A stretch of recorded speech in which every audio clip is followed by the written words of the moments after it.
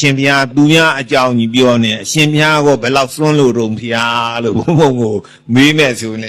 နည်းနည်းတော့စွန့်တဲ့အကြောင်းကြီးပြောပါမယ်နော်မှန်ပါဗျာဘုံဘုံလည်းနည်းနည်းတော့စွန့်ပါတယ်ပြောပြအောင်မယ်ကြွားတယ်လူလည်းမအောင်ဘူးပါနဲ့ကြားလားမှန်ပါဗျာဘုံဘုံတို့ဗမော်တိုင်းတဲ့မန္တလေးမယ်ဗမော်ကျောင်းတိုင်းဆိုတာရှိနှစ်ပေါင်း200နီးပါးကြာတော့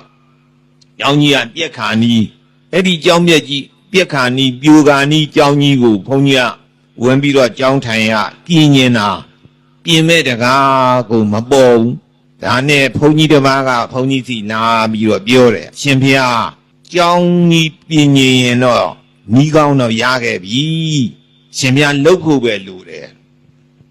ကဲပြောဖျားဘာလုပ်ရမလဲပဋ္ဌာန်းယူရမယ်ဖျားပြောဘယ်လိုယူရမလဲတနေ့ကို24ကောက်ပဋ္ဌာန်းပစ္စယနေဒေတာ24ရက်ဇက်တက်ယူရမယ်ဖျားအဲ့လိုယူလိုက်လို့ရှိရင်အရှင်မြတ်တကြောင်ရမယ်တကြောင်နဲ့မကျေနပ်ဘူးဆိုရင်လည်းထပ်ရွတ်ပေါ့ဖျားလို့ပြောတယ်ရှင်မြတ်အဲ့ဒါပြောတန်ကြားလားမြင်ဘူးလားလက်တွေ့လားလို့ဆရာတော်ကမေးကြည့်တယ်တပည့်တော်တော့လက်တွေ့မဟုတ်ဘူးဗျာတဲ့ရန်ကုန်မယ်တောင်ဥက္ကလာပငွေကြရန်ကျောင်းတိုက်ဆရာတော်ဥယျဝရလက်တွေ့ပါဗျာတဲ့တပည့်တော်ကလည်းမြင်ခဲ့တဲ့နော်ငွေကြရန်ကျောင်းတိုက်ဆိုတာကြားဘူးလားကြားဘူးပါတယ်ဗျာအေးတောင်ဥက္ကလာပအဲ့ဒီမိုးကောင်းဖျားနာလေးမယ်အဲ့ဒီငွေကြရန်ဆတော်ကြီးဗျာတဲ့တနေ့ကို24ကောက်24ရက်ရွတ်တာကျောင်းတစ်ကျောင်းရတယ်ဖျားကျောင်းတကပေါ်တယ်တကျောင်းနဲ့တော့မဖြစ်သေးဘူးဆိုပြီးတော့နောက်ထပ်24ကောက်တရက်24ကောက်24ရက်ဇက်တက်ရွတ်နောက်ထပ်ဒုတိယကျောင်းတစ်ကျောင်းပေါ်တယ်တကျောင်းကနေမယ်တကျောင်းကစားချမယ်မရတတ်သေးဘူးစွန်းစားကျောင်းလေးလူလေးတယ်ဆိုပြီးတော့နောက်တစ်ခါ24ရက်24ကောက်စီရွတ်တကျောင်းပေါ်တယ်3ကျောင်းဇက်တက်ရတယ်နော်အဲ့ဒါလက်တွေ့ပါဖျားလို့ဆိုတော့ဘုံဘုံကစဉ်းစားတယ်ဟာငါတော့တပည့်တော်ကတော့ဖျားလက်တွေ့ဆိုလဲယုံတော့ယုံပါတယ်တပည့်တော်အချိန်နဲ့မအားပါဘူးတနေ့တစ်ခေါက်တော့ရွတ်မယ်ဖျားလို့ဘုံဘုံကတနေ့တစ်ခေါက်ပဋ္ဌာန်းရွတ်ပါတယ်တနေ့တစ်ခေါက်ပဋ္ဌာန်းရွတ်တာ9နှစ်ကျော်ပါတယ်ကျောင်းတကတရားမှမပေါ်ဘူးနော်စိတ်မပြတ်ပါဘူးဩ तू က24ရက်24ခေါက်ပြောတာငါတစ်ခေါက်ရွတ်တာကိုလို့ပဲအဲ့လိုပဲထားနောက်ဘုံဘုံတို့ဗမောတိုင်သားလေးမယ်ဗမောတိုင်သားလေးမယ်မဟာဗောဓိကမ္မထန်တိုင်ဆိုတာရှိဆရာတက်ကြီးရဲ့ကမ္မထန်နီးပေါ့အဲ့ဒီကျောင်းတိုက်ကသီလရင်ကြီးဒေါ်စိတ်တရာတဲ့ဒေါ်စိတ်တရာကဘုံဘုံစီဆွမ်းလာပင့်တယ်ဘယ်နေ့ဘယ်ရက်ဆွမ်းစားကြွပါဖျားနေဆွမ်းစားဘယ်နှပါအဲ့လိုပင့်တယ်ကောင်းပါဗျာဒေါ်စိတ်တရာထားတယ်ခင်ဗျာမိမသားဖြစ်နေပြီးတော့တော်တယ်ဗျာယောက်ျားတွေတဲ့တောင်မှတော်နေတယ်ခင်ဗျာသူကမဟာဗောဓိဇေဒီကြီးအိန္ဒိယကဗုဒ္ဓဂါယာကမဟာဗောဓိဇေဒီနဲ့အတူဇေဒီကြီးတဆူတဲတယ်နော်မိမသားဖြစ်နေပြီးတယ်ပြီးပြီးတော့စိန်မှုသူများဖျားတွေစိန်မှုတစ်လုံးတင်သူကစိန်မှု6လုံးတင်တယ်6ဘူးရှင်လို့နာမည်ပေးတယ်အဲ့ဒီတော့ခမညာတော်လိုက်တာဖျားကြီးလည်းပြီးအောင်တီးနိုင်တယ်စိန်မှုလည်း6လုံးတင်နိုင်တယ်နှစ်စဉ်လည်းဖျားပွဲကြီးကျင်းပပူဇော်တယ်အဲ့တော့ခမညာနီးကောင်းလမ်းကောင်းလေးရှိရင်ကျုပ်ပေးသားမှာဗျာကျုပ်မဲ့ဟိုဟောဒီကြောင်းကြီးပြင်းရင်းနေတာမပြင်းနိုင်လို့ပြောတာတပည့်တော်မကပဋ္ဌာန်းရွတ်ပြီးတော့ဒီဖျားကြီးတည်တာတဲ့သူကပြောတယ်ကျုပ်လည်းပဋ္ဌာန်းရွတ်ပါဗျာ9နှစ်ကိုရှိပေါ့9နှစ်ကိုခုနည်းနည်းကြောလာပြီကျောင်းတကာကိုမပေါ်ဘူးကျုပ်ကျောင်းကြီးပြင်းနေတာရှင်ဗျာပဋ္ဌာန်းရွတ်တာကစံချိန်မကိုက်လို့တဲ့နော်ခင်ဗျာပဋ္ဌာန်းရွတ်တာစံချိန်ကိုက်တယ်လို့ရှိသေးလားလို့ဘုံဘုံကမေးရရှိသေးတယ်ဗျာကဲပြောသားမှစံချိန်ကိုက်အောင်ဘယ်လိုရွတ်ရတော့ခုတရားနာပရိသတ်တွေလည်းမှတ်ထားနော်စံချိန်ကိုက်အောင်ပဋ္ဌာန်းရွတ်နီးအဲ့ဒါလူတဲ့ဥစ္စာပြီး အထူးသဖြင့်ကြောင်းကောင်းကန်းကောင်းအိမ်ကောင်းတိုက်ကောင်း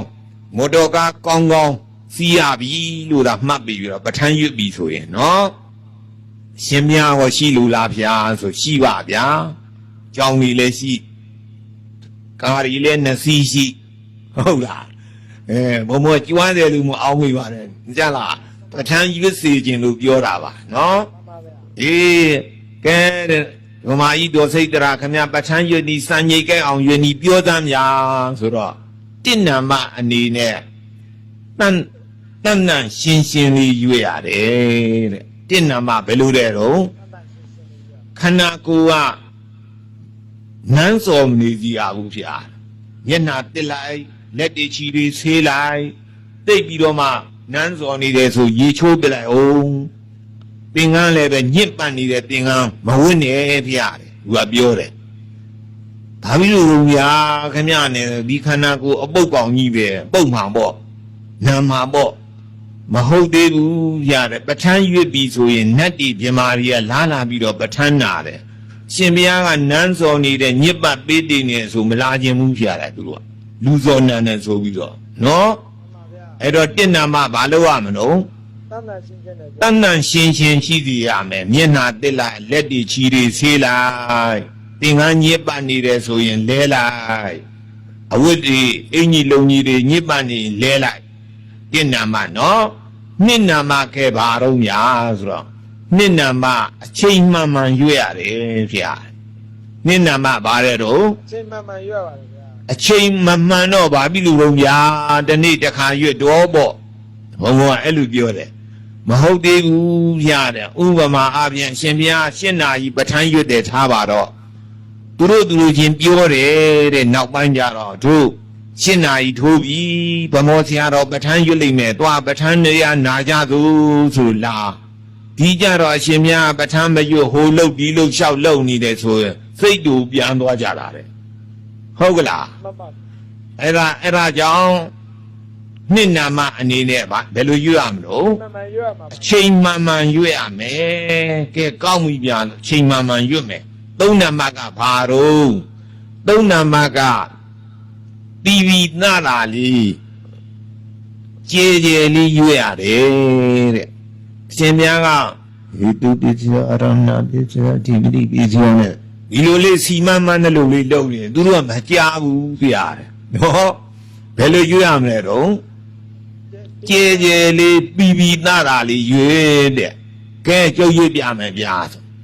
ဟိတုပစ္စယောရမဏပစ္စယောဒီပရိပစ္စယောအနန္တရပစ္စယောကြိုက်ကလားကြိုက်တယ်ဗျာအဲ့လိုရင်ကောင်းတယ်တဲ့သူကအဲ့တော့သုံးနာမကပြီးနာရကျဲရွတ်လေးနာမကချီသေးလားဗျာဆိုလေးနာမကြတော့ပြီးဆိုရင်ပဋ္ဌာန်းတရားနာတဲ့နတ်ဒီပြမာတွေအမျှဝေပါဤဖေဟာအမျှဝေပါဤဗျာဆိုပြီးတော့အမျှဝေလိုက်ရှင်များလူကျင်တာလေးလေပြောလိုက်တဲ့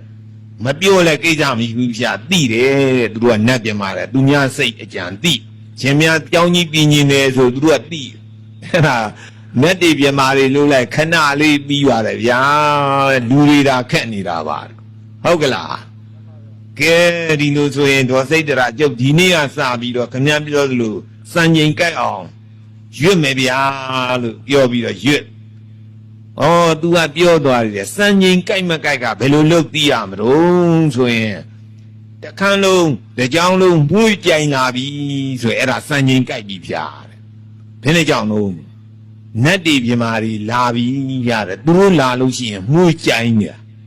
သဘောကျလားအေးအဲ့ဒါမှုကြိုင်လာပြီဆိုရင်စံချိန်ကြိုက်ပြီနတ်တီပြမာတွေလာပြီလူကျင်တဲ့ကိစ္စတွေပြီးပြီဒါအောင်းမိပြီတော့တိတ်တိပေါက်ပြီအဲ့ဒါနဲ့ဘုံဘဝရွတ်3-4 လလောက်ရှိတော့မှုေးပါတယ်3-4 လလောက်ရှိတော့မှုေးတော့စိတ်ကူးရဲ့နတ်တီပြမာတွေတော့လာပြီနဲ့တူတယ်ခါလူကြတော့လည်းအဲ့လိုစိတ်မကူးဘူးဖះရှိကအမွှေးတိုင်းနေရေမွေးတိုင်းနေလေဝေးမွေးတာတကယ်နတ်တွေပြမာတွေလာတာမဟုတ်ဘူးအဲ့လိုစိတ်ကူးကတမျိုးကူးလိုက်ပြန်ရောအဲ့လိုနဲ့နေ5-6 လလောက်ရှိတော့တရက်သားဘုံဘုံကညနေ4 နာရီ5 နာရီလောက်ရေချိုးသင်္ကန်းလဲခေါင်းရိပ် ပြီးတော့ည7 နာရီလောက်ကြာတော့အော်ပြီးတော့ပဋ္ဌာန်းကြီးပြန်အော်ပြီးတော့ပြန်နေတာအဲ့ဒီကြတော့မှုကြိုင်းလို့တကြောင်လုံးဟာလေမျက်နှာချက်ကနေပြီးတော့ရေပေါက်ကလေးတွေနှင်းပေါက်ကလေးတွေလို့ကြအဲ့ဒါခေါင်းကိုဒီလိုလေးတတ်ထည့်ပြီးတော့ငွေကြည့်လိုက်ဟာတင်မွေးပါလားလို့အောက်မေးတယ်အဲ့ဒီလိုပဲဒကာကြီးတယောက်ကစွန်သားလာပင့်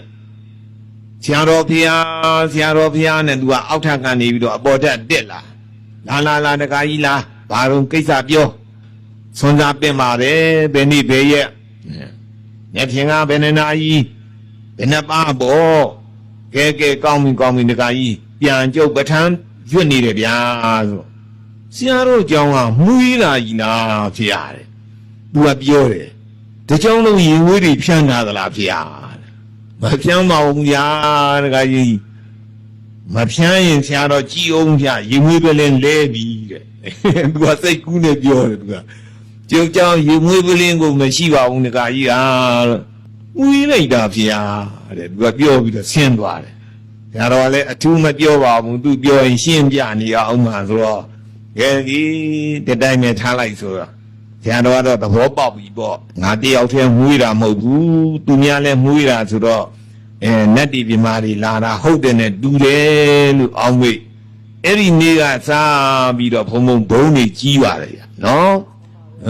မိုးကုတ်ကတကားကြီးလာကြောင်းကြီးဆောက်ကြောင်းကြီးပြင်းဘုံကိုလည်းဆောက်တကားတယောက်ကပြီးတော့ကြတော့ကောင်းမိတ်ဆိုတဲ့ကားတွေလှူအဲ့လိုလှူလေစားစရာတောက်စရာတွေပေါ်တယ်ဘုံကြီးလာတာပေါ့ကျောင်းကြီးကလည်းပြင်ရင်တော့ဘယ်လိုဖြစ်လာတော့ဆိုတော့ကျောင်းကြီးပြင်မှုကအကျောင်းကတိုက်ဆိုင်လာပုံကမင်းကွန်တိပိဋကဆရာတော်ကြီးဦးစိတ်တာဆိုတာကြားမှုတယ်မဟုတ်လားဘုံတို့ရဲ့ဆရာကြီးဘုံကအဲ့ဒီသွားပြီးတော့ပိဋက3ပုံပြန်တဲ့ပုဂ္ဂိုလ်တွေစာ9နှစ်ခွဲချပေးပါတယ်ဘုံတပည့်ပဲတိပိဋကတရအောင်တာ9ပါးရှိပါတယ်နော်ဘုံချပေးလို့အဲ့ဒါလို့တိပိဋကဆရာတော်ကြီးတစ်ချိန်တော့နေမကောင်းကိုဦးတန်းရွှေတို့ဝိကျုပ်ခင်ညွန်းတို့ဦးမောင်အေးတို့ပင့်ပြီးတော့ရန်ကုန်ပင့်ဆေးကုပေးပါတယ်ပျောက်သွားတော့ဆရာတော်ကြီးကဘယ်လိုအမိန့်ရှိတုံးဆိုတော့ဆရာတော်ကိုအမှတ်ရလို့ပေါ့မန္တလေးဗမော်တိုက်ကြီးတော်တော်ပြက်နေပြီတခါကြီးတို့ပြင်လိုက်ကြလို့ပြောတယ်အဲ့လိုပြောလိုက်တော့သူတို့ကလည်းအားတင်တယ်ပေါ့ဟာဆရာကြီးကဗမော်ဆရာတော်အတွက်ပြောပြီးတယ်